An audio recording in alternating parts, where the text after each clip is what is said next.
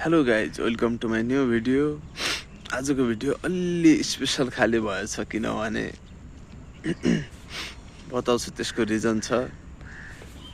अनि आजको भिडियो अलि स्पेसल भएछ। म ठ्याक्कै ड्युटीमा पुगेको थिएँ।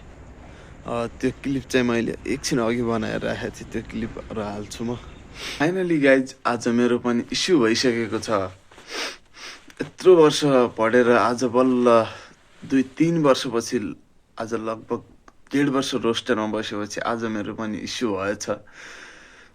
इस्यु भएर अब कोरिया जाने भन्ने त फिक्स त हुँदैन, कुनै क्यान्सल पनि हुन्छ। तर जे भयो नि, इस्यु हुनु भनेकै ठुलो कुरा हो। त्यही पनि छ, अबको प्रोसेसहरू गर्दै गर्छौँ। धेरै खुसी लागिरहेको इस्यु भएर। फाइनली गाइज, अब चाहिँ ड्रिम कोरिया भन्ने यो पहिला 3-4 वर्ष अगाडि मैले एउटा स्टोरी लगाएको थिएँ। त्यो अब सायद पुरा होला कि जस्तो लागिरहेछ। भगवानमा आश गरौँ।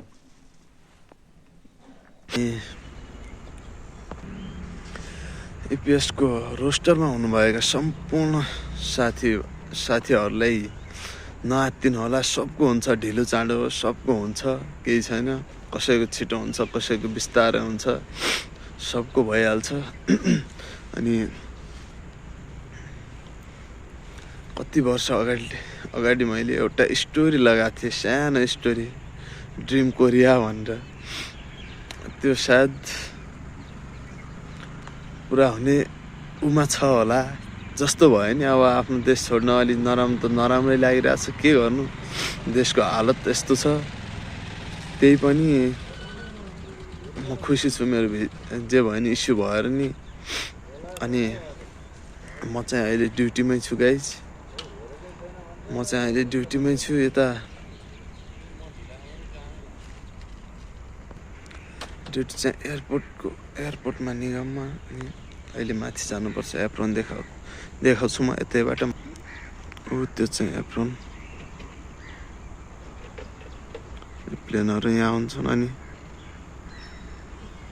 अनि यो चाहिँ रनवे। बिहानको भ्यू अलि दामी खाले आउँछ यो रनवेको। लास्टमा यति भन्न चाहन्छु कि सबको हुन्छ ढिलो चाँडो हो। मेहनत गरेपछि मेहनतको फल मिल्छ। अब अहिले यत्तिकै यो भिडियो। अर्को ट्रेनिङ भिडियोमा भेटौँ गाइस। By by.